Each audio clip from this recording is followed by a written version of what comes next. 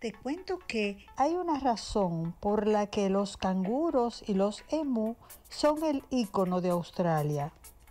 Ninguno de los dos puede ir hacia atrás y eso representa un signo de progreso.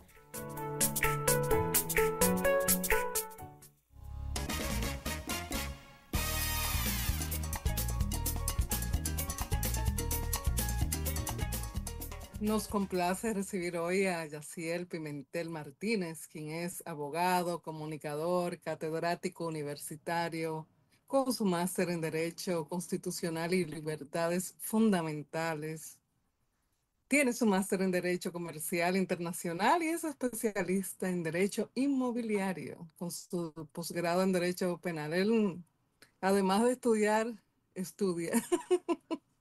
Y ejerce un abogado de los que de una nueva generación que, que no hay casi, bueno, no vamos a hablar de generaciones, vamos a darle la bienvenida justo con el tema de hoy, que como han pasado las madres, hemos querido abordar toda esa problemática legal de las madres adolescentes, todo lo que ocurre con ellas y un poquito más. Así que manténganse ahí que estamos con Yaciel. Bienvenido seas, ¿cómo estás?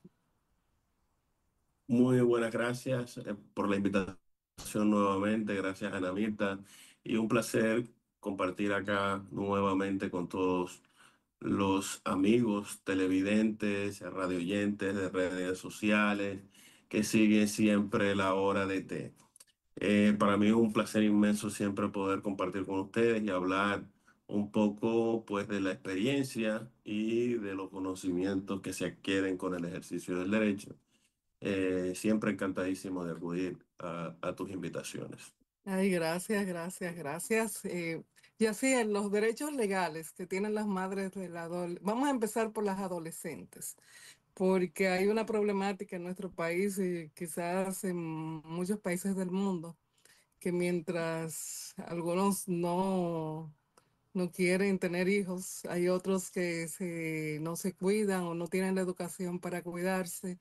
Y en nuestro país particularmente hay mucha maternidad que adolescente, yo diría que casi infantil. Hay padres Sí, que... adolescente, preadolescente. Ujú. Bueno, yo creo que es justo hablar del tema y abordar la fase previa a la de tener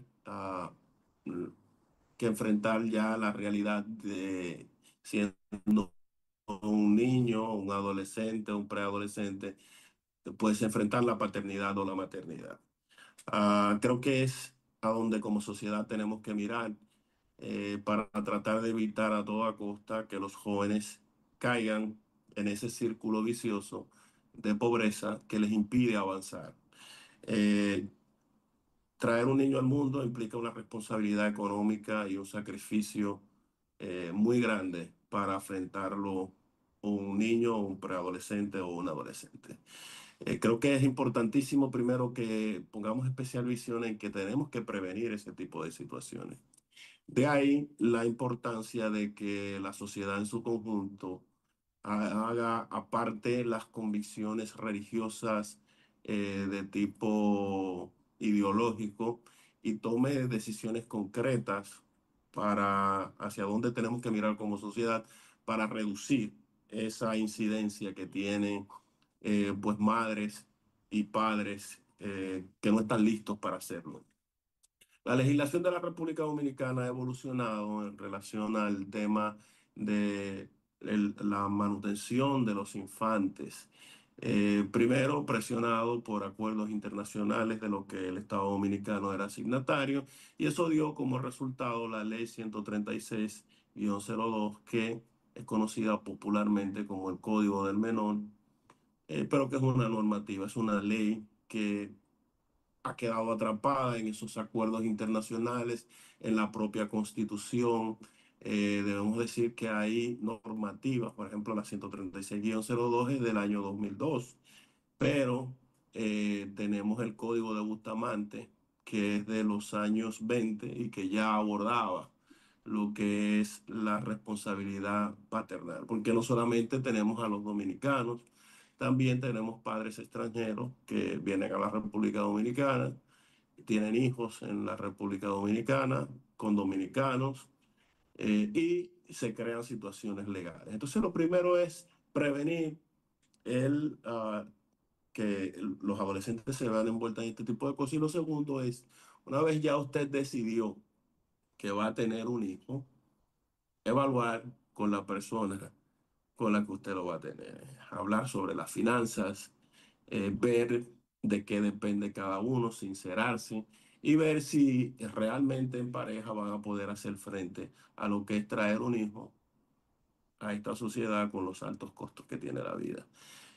Y a partir de ahí entonces pensarlo. ¿Por qué? Porque la normativa está pensada en dos direcciones.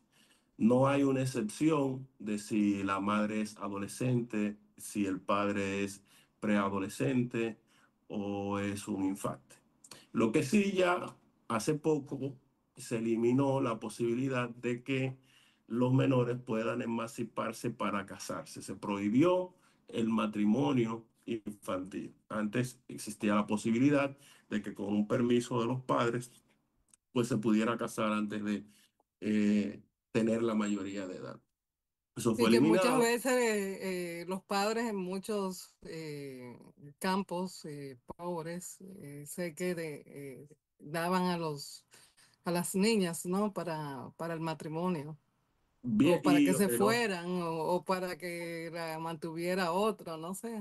sí, y en otras ocasiones, ilícitos penales quedaban ocultos por acuerdos que se daban en que una persona mayor de edad tuvo relación con una jovencita, preadolescente, menor de edad, y lo obligaban a llevársela, con la condición de que no se presentaba una acusación penal, porque hay un aspecto importante aquí a tomar en consideración. Un menor no puede dar consentimiento. La Constitución establece que a partir de los 18 años de edad es que se adquieren esos derechos civiles y esas obligaciones civiles. Entonces, la capacidad de obrar no se adquiere hasta los 18 años de edad.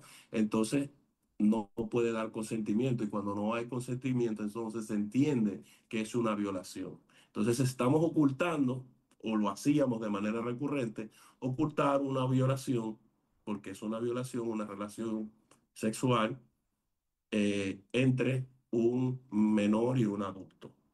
Y hay otros tipos penales que pudieran, digamos que aligerar el tipo penal que pudiera ser la seducción, pero igual es una situación penal que tiene que ser perseguida por el Ministerio Público y que pasó desapercibida durante mucho tiempo por esos acuerdos que se daban. Ahora bien, la normativa obliga tanto la Constitución, los acuerdos internacionales como la Ley 136-02 obligan a los padres a solventar la situación económica del niño en partes iguales. De ahí el problema.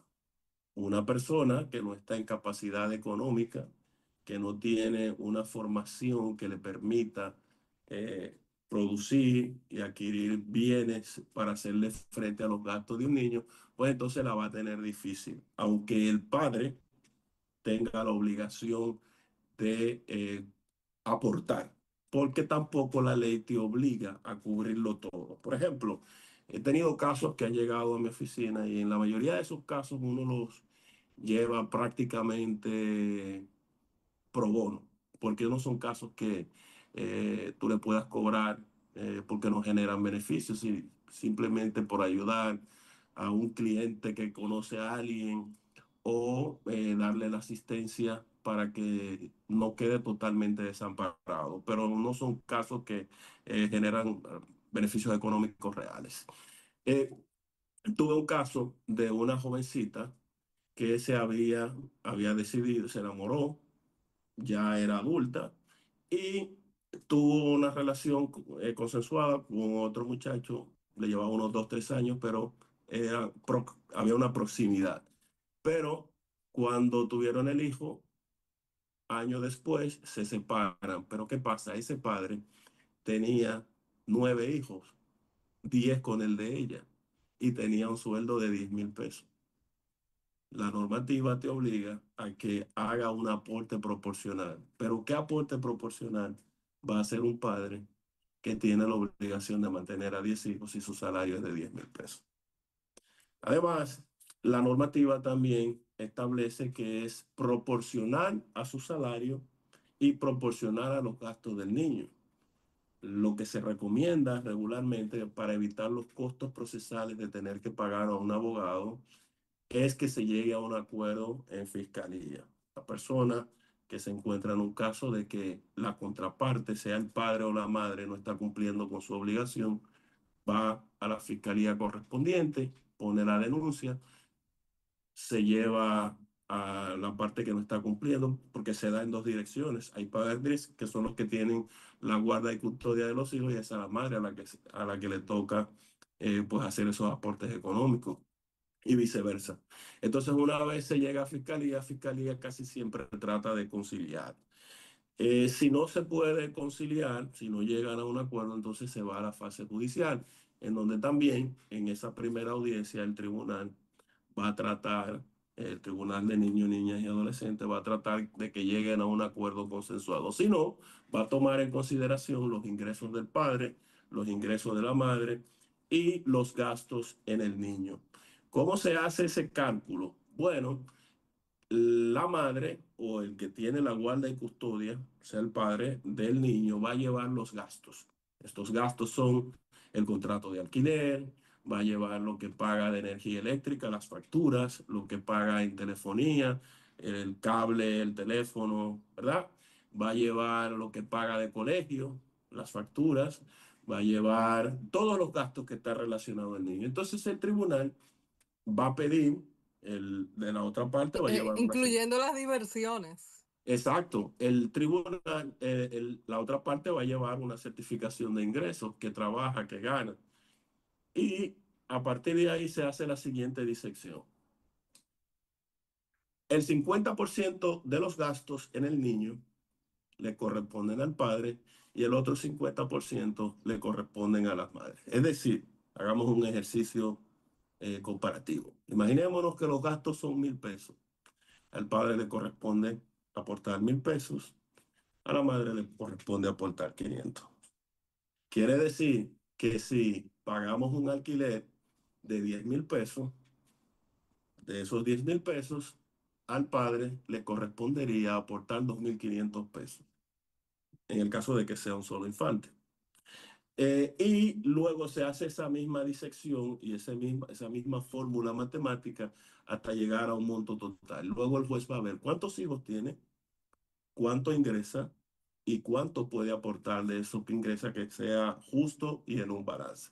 Entonces, esa es más o menos la mecánica que se usa. ¿Por qué se habla de que es mejor consensuado? Porque es posible que una persona, ingresos declarados que podamos constatar en una certificación de trabajo sean pocos, pero que esa persona ingrese mucho más dinero en actividades extracurriculares o en trabajos informales. Muchísimos técnicos, electricidad, mecánica, refrigeración, ganan mucho más dinero de lo que se puede reportar en una certificación de trabajo. Y entonces es más fácil si se ponen de acuerdo de manera previa que yendo a un juicio, porque es difícil de probar esos ingresos y que pueda pues ponerle una pensión que sea mucho más representativa y más justa para el infante, que es, en resumida cuenta, el objetivo ulterior, que proteger esa manutención de la que es acreedor el niño y a la que los padres están obligados. ¿Qué pasa Otro, con... sí, No, perdón, te iba a decir que no, sí, sí, sí. otro elemento que va a tomar en cuenta el tribunal son gastos que no son fijos, que son especiales. Por ejemplo, los gastos escolares que se dan en una fecha especial cuando estamos pagando reinscripción en los colegios, estamos comprando útiles escolares, estamos comprando libros y la fecha festiva en donde se supone que los empleados reciben un bono y se le compra ropa, zapatos a los niños y se hacen esas actividades especiales. O sea, a grandes rasgos, eso es lo que va a tomar el juez, le va a poner una pensión especial y le va a decir que en esas fechas específicas tiene que hacer unas aportaciones adicionales y en caso de que hayan situaciones de salud, también deberá aportar, deberá hacer aportes especiales que correspondan al 50% de esos gastos que se generen. Ahora, lejos de ser una ilusión y de que tengo 10 hijos y voy a vivir de ellos, eso es muy difícil que se logre porque el tribunal eventualmente hará las evaluaciones del lugar y se dará cuenta de las obligaciones que se generan de ambas partes. O sea, no es porque tú tengas un hijo, vas a dejar de trabajar y el padre tiene que mantenerte a ti y a la criatura. El padre tiene una obligación legal protegida y garantizada por ley de suplir el 50% de los gastos del infante. Riesgos para las partes que incumplan con este acuerdo homologado, ya sea en fiscalía y lleva al tribunal y se homologa mediante una sentencia, o decidido mediante un proceso litigioso por el tribunal, en el momento en que faltes, seas el padre que paga la manutención o seas la madre que paga la manutención, en el momento que no hagas el pago correspondiente a la manutención, al día siguiente el Ministerio Público te puede detener preso o el cónyuge beneficiario o el padre beneficiario puede ir a la fiscalía y solicitar que se te dicte orden de arresto por no pagar y hasta tanto no pagues esa manutención no sales de prisión. Hay gente que deja acumular 5, 10, 12 meses y hasta años. Y ¿Y si qué se pasa te qué consecuencias tienen esas personas hasta, hasta que se dejan de cumplir? ¿Ya eso se echa en el olvido o es no, retroactivo? no, esas personas van presas y hasta tanto no liquiden todas las manutenciones dejadas de pagar, no salen de prisión. Es la única deuda por la que todavía hay prisión, porque hay una obligación que es vital para la supervivencia del infante, para la existencia misma de una persona que está en un estado de vulnerabilidad mayor que el del padre que no cumple con su obligación de mantenerlo. Ya. ¿Y cuáles son las obligaciones? ¿Hay algunas, si es que las hay, del Estado? O sea, yo sé que en otros países más avanzados, pues hay ciertas ayudas que le dan a los padres o a la madre soltera, especialmente. ¿Hay algo así Bueno, en Santo Domingo? Bueno, desafortunadamente, la asistencia social de la República Dominicana no está lo suficientemente regulada como para que nosotros podamos decir que esas personas que están en un estado de vulnerabilidad, el Estado tiene una obligación económica con ellos. Lo que hemos visto siempre es que hay una vinculación política para la distribución de ese tipo de asistencia social.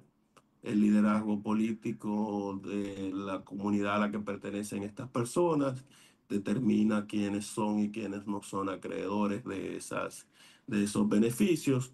Sí, se han implementado algunos mecanismos a través de los cuales las personas pueden solicitarla y una vez cumplen con los procesos de filtro y de validación de las informaciones que prestan, se cruzan con las nóminas públicas y privadas, las aportaciones a la TSS, y si esa persona no está registrada como una persona que ingresa recursos, que trabaja, pues en la mayoría de los casos se le da las asistencias sociales que tienen los programas sociales del Estado, que son los bonos luz, los bonos gas, los bonos escolares, etcétera, etcétera.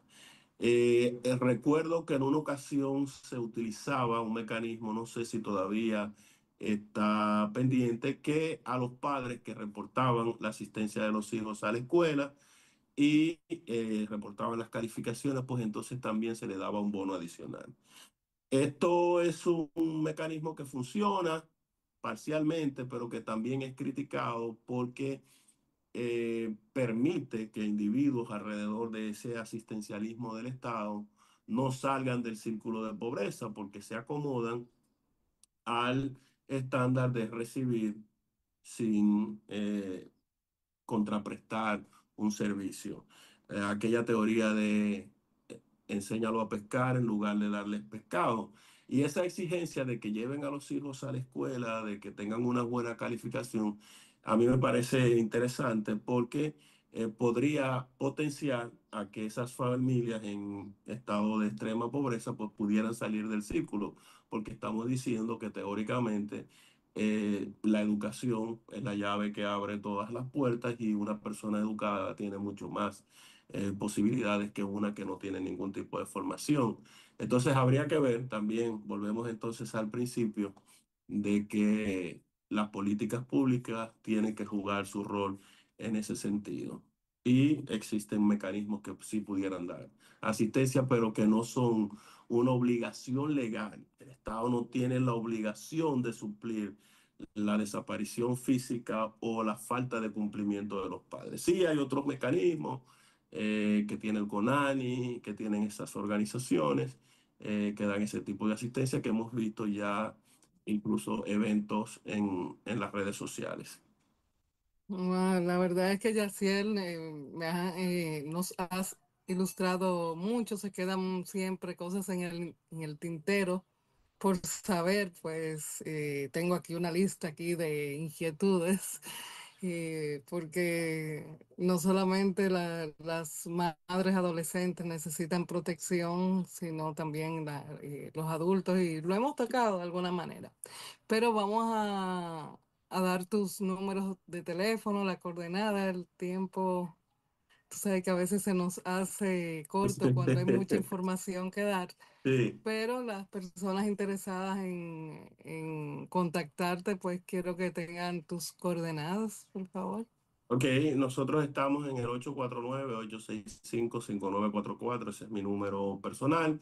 El número en la oficina es el 809-567-9791 y estamos acá de lunes a sábado desde 8 de la mañana, de lunes a viernes hasta 5 de la tarde y los sábados desde 8 de la mañana a 12 del mediodía. Bueno, ya ustedes saben y siempre ustedes lo contactan y él siempre responde y ya le dará una asesoría más personalizada. Gracias por tu tiempo y por estar siempre al servicio de nuestra comunidad. Muchas gracias. Bendiciones. Bye. Señor director, vámonos a pausa.